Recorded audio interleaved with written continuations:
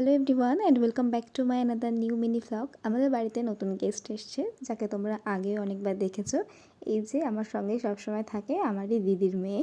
তো ও আমার কাছে আগের দিন থেকেই বায়না করছিল যে মাসি চলো পেয়ারা মাখা বানাবে, পেয়ারা মাখা বানাবে। তো সকাল সকাল আমি সেটার জন্যই ওকে বললাম ঠিক আছে চল তাহলে আগে ছাদে যাই, কি পেয়ারাটা পেড়ে নিয়ে আসি। তো এখানে ও ছাদ থেকে পেয়ারাগুলো হাতে পেয়ে নিজেই ভাবছিল সব পেড়ে ফেলবে, কিন্তু ওর কখন মাথার মধ্যে কী চলে কেউই বলতে পারবে না। এসছিল পেয়ারা পাড়তে, এখন দেখছি মাটি নিয়ে ঘাটাঘাটি শুরু করে দিয়েছে। দেন আমি ভাবলাম যে আমার কিছু গাছ ছিল সেগুলো একটু দেখে নিই যে ঠিকঠাক আছে কিনা, কারণ প্রচুর পরিমাণে এখন বর্ষা হচ্ছে, এখন রোদ বেরোচ্ছে, কখন কী হচ্ছে কিছুরই ঠিক নেই।